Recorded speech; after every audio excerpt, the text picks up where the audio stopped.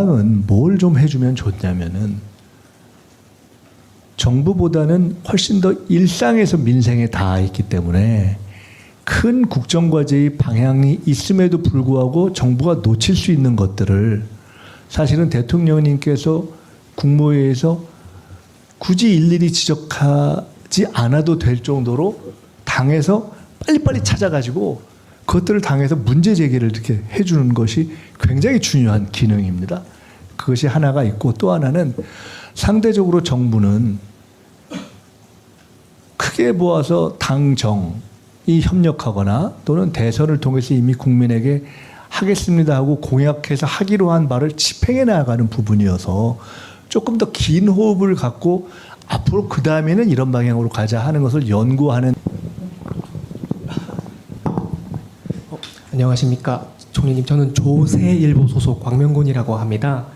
12가지 오늘 성과 중에 하나가 중동전쟁 비상경제 안정 대응을 짚어주셨는데, 현재 이제 고환율 문제가 되게 뉴노멀이 되는 그런 우려가 있어가지고 오늘 중국 가시는데 위안화 환율도 지금 225원 정도 되거든요. 그래서 1년간 이 환율 문제에 대해서 좀 소회가 궁금합니다. 제일 어려운 문제가 부동산 문제하고 환율 문제 아니겠습니까? 또 더 근본적인 문제는 양극화 문제죠. 사실은 어느 시기 이후에 정책을 하거나 경제를 하는 사람들의 최대의 고민은 양극화 문제라고 생각합니다.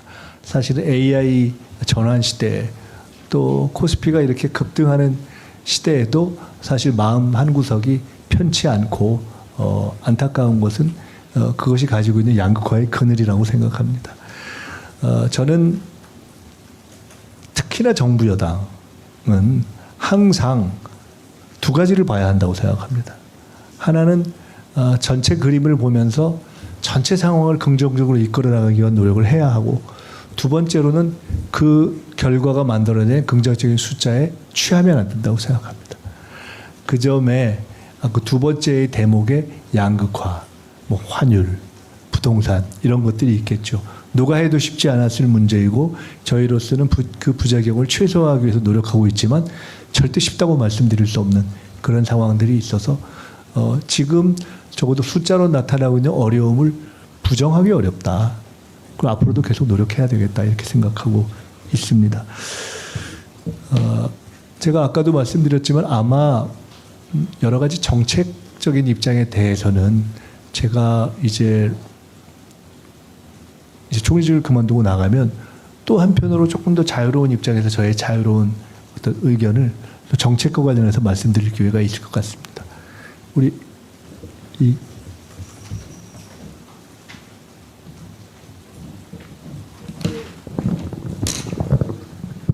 네, 안녕하세요. 네, 뉴스원 이기림 기자입니다. 네, 1년 동안 고생 많으셨습니다. 네, 제가 질문드릴 거는 이제 앞으로 이제 당에 복귀하시게 되면 그동안 이제 고위당정협의체를 주재하시던 총리로서 이제 국민주권 정부가 꼭 이뤄내야 했던 정책을 혹시 추진하셨던 게 있는지, 그러니까 성공하셨던 게 있는지, 그리고 앞으로 그동안 당정과의 협의 과정에서 혹시 어려움은 없으셨는지, 그리고 앞으로 당에 복귀하면 당의 입장에서 이제 정부와 협의를 하시게 되는데 어떤 문제를 좀 중점적으로 보고 당정 협의를 이뤄나갈 것인지 궁금합니다. 그리고 아무래도 정부 측 이제 구조를 잘 아시기 때문에 이제 손발이 뭐 더 잘 맞을 수도 있다고 생각하지만 그래도 그럼에도 불구하고 이제 잘못된 점에 대해서는 쓴소리도 하실 계획이 있으신지 궁금합니다.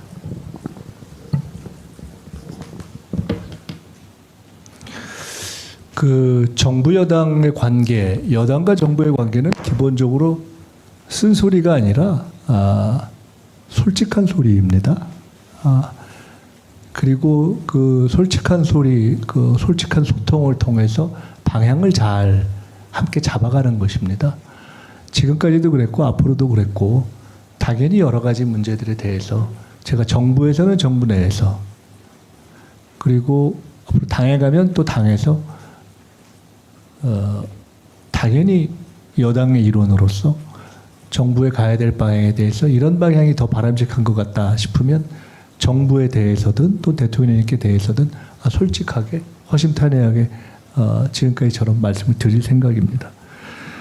여당은 또 정부는 말씀드렸던 것처럼 겉으로 보이는 모습보다 훨씬 중요한 것이 실제와 성과입니다.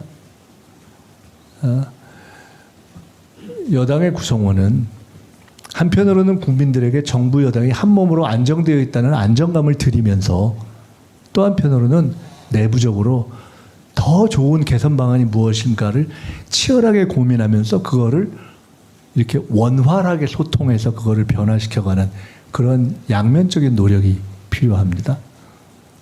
그 양면을 다 해나가겠다 하는 말씀을 드립니다.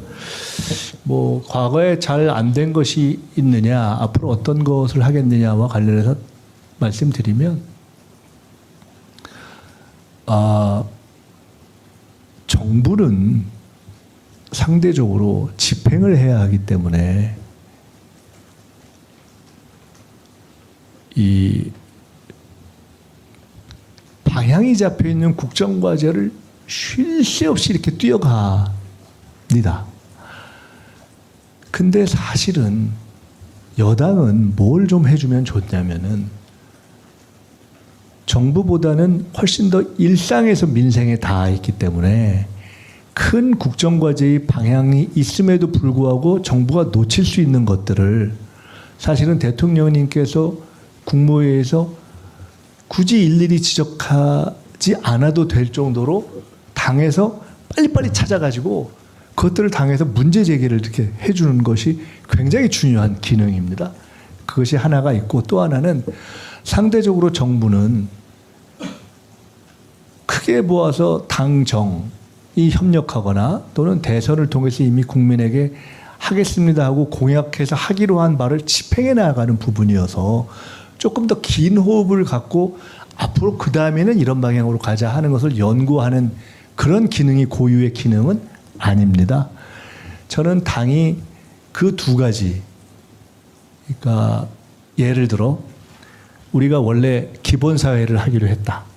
그래서 지금 이제 기본소득 실험을 하고 있다 한다면 정부가 그렇게 달려가고 있는데 큰 틀에서 보면은 이것이 어떻게 돼야 더 잘 진행될 것인가를 생각하면서 저는 원래 제대로 됐다면 당의 품격 있는 기본사회, 제가 그냥 가칭을 만들어 본 겁니다.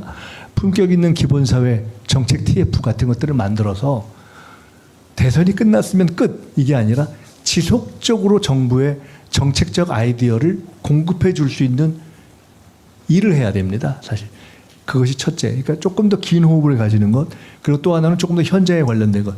이 두 가지를 당이 계속 돌려주면서 정부에 공급해 주는 역할을 하는 것이 저는 중요하다고 봅니다.